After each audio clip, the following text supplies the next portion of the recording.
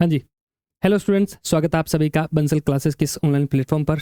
आज अपने चर्चा करने वाले हैं संयुक्त बैठक की जॉइंट सिटिंग क्या होती है, कौन से आर्टिकल में मेंशन किया गया है, सब कुछ डिटेल से पढ़ेंगे इसमें कि कौन बुलाता है, कौन इसकी अध्यक्षता करता है, नियम किसके लागू होते हैं, क्यों बुलाई जाती है, पर इसका ये बैठक जो है क्यों बुलाई जाती है, और इसमें बिल को पास करवाने के लिए किस प्रकार के बहुमत की आवश्यकता होती है, उन सब के बारे में चर्चा करेंगे और देखेंगे कि प्रश्न किस प्रकार के बन सकते हैं। आइए चर्चा शुरू करते हैं। सबसे पहले हम क्या पढ़ने वाले हैं? जॉइंट सिटिंग, संयुक्त बैठक, संयुक्त अधिवेशन, जॉइंट सेशन भी कहा जा सकता है। पढ़ने वाले हैं क्या है? राज्यसभा और लोकसभा को जब एक साथ बैठाकर मीटिंग करवाई जाए तो ये क्या कहलाती है? Joint sitting. क्यों भाई एक साथ क्यों बैठाओगे? इसके लिए कहा गया कि जब कोई एक बिल एक हाउस से तो पास हो गया, आगे जब दूसरे हाउस में गया उसने रिजेक्ट कर दिया, उसने पास नहीं किया, और राष्ट्रपति को लगे कि बिल जरूरी है, कानून बनना जरूरी है, तो उस दौरान राष्ट्रपति क्या कर सकते हैं? जॉइंट सिटिंग बुला सकते हैं। दूसरा कहा गया कि जब दोनों सदनों में एक हाउस ने बिल पास किया, दूसरे हाउस को पास भेजा, जब दूसरा हाउस इस बात के लिए मना कर देता, इस बात के लिए कहता है कि कुछ संशोधन करो, और पहला हाउस उस संशोधन के लिए सहमत नहीं होता, तो मतलब जब उनमें संशोधन करने पर, उस बिल में कुछ संशोधन करने पर दोनों सदनों में सहमति नहीं बनती, तो भी राष्ट्रपति क्या बुलाते हैं? संयुक्त बैठक बुलाते हैं। तीसरा, एक हाउस ने बिल पास किया, दूसरे वाले के पास भेजा, दूसरा 6 महीने तक उसको लेके बैठा रहता है, तो उस दौरान भी क्या बुलाई जा सकती है? अपने संयुक्त बैठक बुलाई जा सकती है। उल्लेख कहाँ है? संविधान के अनुच्छेद नंबर 108 में इसका उल्लेख किया है, और जो कि भाग नंबर 5, भाग के हिसाब से देखें तो भाग नंबर 5 है, और आर्टिकल के हिसाब से आर्टिकल नंबर 108 है। और ये कहाँ से लिया गया है प्रावधान? जॉइंट सिटिंग का प्रावधान हमने लिया है ऑस्ट्रेलिया से। कहाँ से लिया है? ऑस्ट्रेलिया। संयुक्त बैठक का प्रावधान हमने ऑस्ट्रेलिया से लिया है, ऑस्ट्रेलिया संविधान से। आगे बढ़ते हैं। बुलाता कौन है? ध्यान रखना इसको। इसके लिए नोटिफिकेशन कौन जारी करवाता है? इसके लिए नोटिफिकेशन जारी करवाते हैं राष्ट्रपति। राष्ट्रपति द्वारा बुलाई जाती है, लेकिन अध्यक्षता कौन करता है? अध्यक्षता लोकसभा अध्यक्ष करता है, और ये कहां लिखा हुआ है? अनुच्छेद नंबर 118 में। अनुच्छेद नंबर 118 में लिखा हुआ है कि इसकी अध्यक्षता कौन करेगा? लोकसभा अध्यक्ष करेगा। और आगे उसमें 118 में ही लिखा है कि राष्ट्रपति इसके अलावा चाहे इनके बाद अध्यक्षता कौन करेगा, इसके बारे में रूल बना सकते हैं। कौन बना सकते हैं? राष्ट्रपति। तो इनका निर्धारण किया गया है किसके द्वारा? राष्ट्रपति के द्वारा, कि लोकसभा अध्यक्ष अध्यक्षता करेंगे। अगर लोकसभा अध्यक्ष नहीं है तो फिर अध्यक्षता कौन करेगा? लोकसभा के उपाध्यक्ष करेंगे। लेकिन अगर लोकसभा उपाध्यक्ष का पद भी खाली है तो फिर कौन करेंगे? राज्यसभा के उपसभापति करेंगे। ध्यान देना, यहां अलग से हाईलाइट किया है, यहां राज्यसभा के सभापति बोले तो उपराष्ट्रपति जो है वो कभी संयुक्त बैठक की अध्यक्षता नहीं करते। क्लियर है? क्योंकि एक सिंपल सा लॉजिक है कि लोकसभा अध्यक्ष, लोकसभा उपाध्यक्ष, इनके बाद अगर मौका दोगे किसको? राज्यसभा के सभापति को, तो ये तो उनके संवैधानिक पद का क्या है? अपमान है। क्योंकि भारत का दूसरा सबसे बड़ा पद कौन सा है? उपराष्ट्रपति का है, और वो इनके बाद अध्यक्षता करे, ये नहीं संभव हो सकता। ये अध्यक्षता नहीं करते, इसलिए राज्यसभा के उपसभापति यहाँ आते हैं।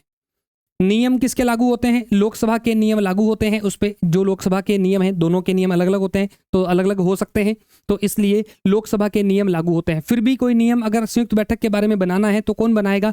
राष्ट्रपति बनाएंगे। अनुच्छेद 118 के अंतर्गत राष्ट्रपति बनाएंगे। इसमें बिल पास कैसे होगा? इसके लिए कहा गया है कि ये बिल जो है, जितने लोग उस दिन आएंगे, जितने सांसद उस दिन आएंगे, वो बहुमत मिल गया उनका 50% प्लस 50% प्लस 1। क्या बहुमत होगा यहाँ पे? यहाँ बहुमत होगा 50% प्लस 1 का बहुमत लागू होगा, कि अगर ये बहुमत मिल गया तो क्या हो जाएगा? बिल पास हो जाएगा। साधारण बहुमत से बिल पास किया जाता है। ध्यान देना। अब आगे ये एक फैक्ट इंपॉर्टेंट है आपके लिए। क्या इंपॉर्टेंट है? देखो जरा, कि अपवाद है, संयुक्त बैठक, धन विधेयक पर कभी भी संयुक्त बैठक नहीं बुलाई जा सकती। पहला पॉइंट। हालांकि धन विधेयक पे तो कैसे बुलाई जाएगी, क्योंकि राज्यसभा को पावर ही नहीं है कुछ बोलने की। राज्यसभा तो सिर्फ सिफारिश कर सकती है, संशोधन तो बिल में कर ही नहीं सकती, और लोकसभा जो है वो सिफारिश को माने या ना माने वो लोकसभा की मर्जी है। तो वहां तो लॉजिक लगाओ इस बात का कि कोई सेंस नहीं है, धन विधेयक में तो हो ही नहीं सकती संयुक्त बैठक। दूसरा, संविधान संशोधन विधेयक पर भी जॉइंट सिटिंग नहीं हो सकती। संविधान संशोधन विधेयक अलग अलग ही पास किया जाएगा, इसलिए वहां भी विशेष इसका संयुक्त बैठक का प्रावधान नहीं है। तो फिर कहाँ हो सकती है संयुक्त बैठक? ये हो सकती है नॉर्मल विधेयक जो होगा, नॉर्मल बिल जो होगा उस पर कर लो, या फिर वित्त विधेयक। वित्त विधेयक जो अनुच्छेद नंबर 117 में है, जो अनुच्छेद नंबर 117 में मेंशन किए गए हैं, अनुच्छेद नंबर ये 2 प्रकार के मेंशन किए गए हैं, इनके अंदर आप क्या बुला सकते हो? सदा जो संयुक्त बैठक है बुला सकते हो। आगे बढ़ते हैं। अब तक कितनी बार? अब तक 3 बार जो है वो संयुक्त बैठक बुलाई गई है। एक बार तो 1961 में बुलाई गई थी, 6 और 9 मई को। 6 और 9 मई को 2 बार बुलाई गई थी, लेकिन एक मानी जाती है, ये एक ही बिल से जुड़ी हुई है। 1961 में किस पे बुलाई गई थी? डोरी प्रोहिबिशन एक्ट जो है, दहेज प्रतिषेध अधिनियम 1959 जो है, उसको लेकर सहमति नहीं बन रही थी, तो इसके लिए किया गया था।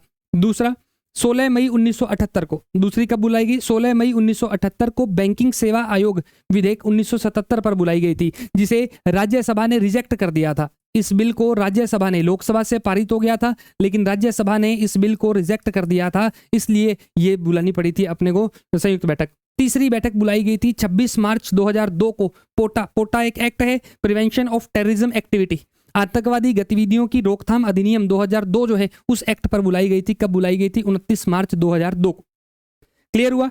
आगे देखें। अच्छा, इसमें एक आगे और बात एक और कही गई है, क्या कि देखो जरा, कि संयुक्त बैठक लोकसभा और राज्यसभा, लोकसभा से बिल पास हो गया, राज्यसभा के पास गया, राज्यसभा ने उस बिल में कितने संशोधन कह दिए? 4।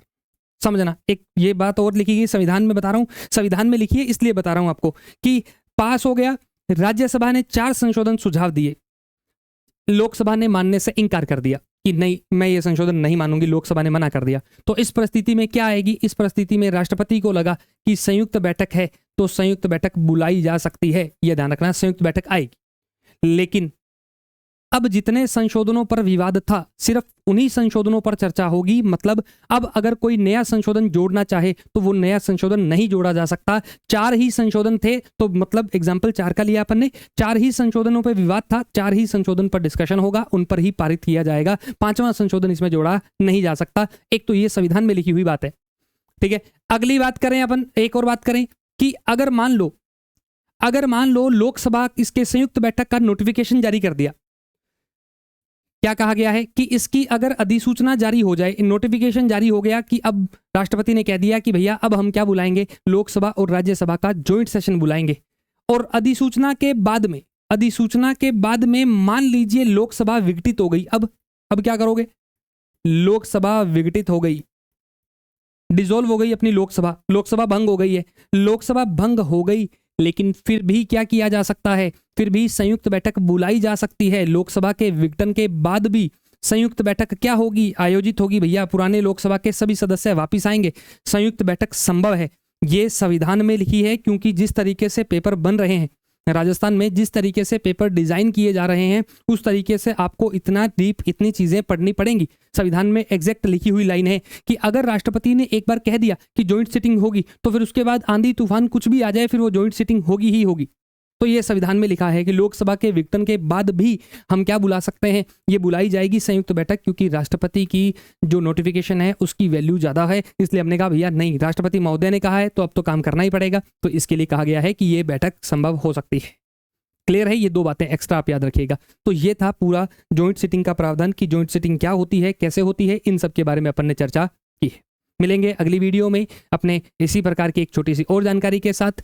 वीडियो अच्छा लगा हो यूजफुल है तो सब्सक्राइब, शेयर और लाइक सब जो करना है वो आप अपने हिसाब से कर लीजिएगा ना। चलिए मिलते हैं अगली वीडियो में। Thank you.